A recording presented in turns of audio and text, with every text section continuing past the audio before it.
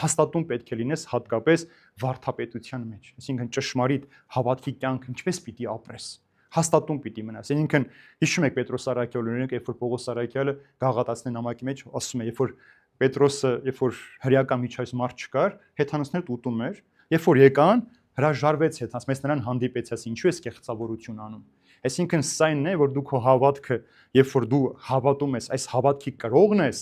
չլինի որ աշխարհասեր, մեղավոր մարդկանց հետ չափավորությունդ կորցնես, բայց եկեղեցու մեջ շատ զգաստ խիստ լինես։ Այդպես չի լինում։ Հավատքի կյանքդ ամենուր նույնը պիտի լինի։ Նույն հավատքը սկզբունքները պիտի պահես։ Չլինի որ ընկերների մոտ խմես, ուրիշների մոտ չխմես։ Ընկերների մոտ ասես ես սուր գիրք եմ կարդում, բայց նրանց մոտ ասես որ չեմ կարդում, ժամանակ չունեմ։ Հավատքի կյանքի ամեն տարից բառից է կախված թե ինչ որակ կունենա քո հոգևոր կյանքը։ Եվ այդ վարդապետությունը ինչպեսին պիտի պահի, որովհետև սա մերը չէ, սա փոխանցվել է մեզ առաքյալներից։ Առաքյալներն են մեզ փոխանցել այդ հավատքը, Թադեոս, Բարտողոմեոս առաքյալները եկել են, մեզ հաստատել են քրիստոնյա կյանքի մեջ, մենք դա ենք պահում, այդ փոխանցված վարդապետությունը, որ Սուրբ Գրքի միջոցով է։ Ուրեմն քրիստոնեական հավատքը մեզ ճշմարտությամբ է տրվել, այսինքն ես չեմ կարող ինքս ինձանից ինչ որ բան ասել, սա ճիշտ է, սա սխալ է, կամ սա անեմ կամ սա չանեմ։ Եթե հանձն ես արել ապրել այս ավետարանը, այս Աստվածաշնչ գիրքը, ուրեմն սա պիտի ապրես, ոչ թե քո ցանկությամբ, այլ ինչպես Տերն է ցանկանում։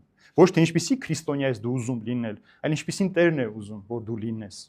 Ցավոք սրտի, այսօր մարդը ինչ անում, սիրելիներ, ինքը փորձում է ոչ թե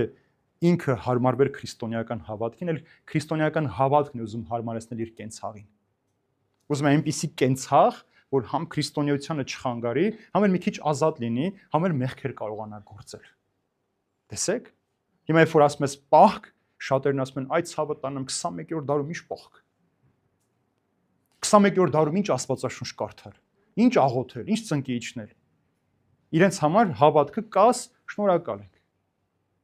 Երբ որ գալիս են մկրտության, ասում եմ, ինչու եք ուզում մկրտվել։ Ասում եմ, դե քրիստոնյա ենք դրա համար։ Ասում եմ, եթե քրիստոնյա ես 30, 40, 50 տարի, ինչու չես մկրտվել։ Ասում եմ, ժամանակ չի եղել։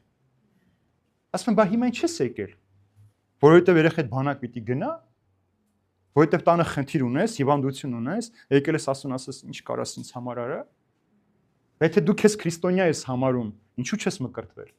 Ինչու չես այս գիրքը երբևէ կյանքիդ մեջ բացել, եթե դու քրիստոնյա ես։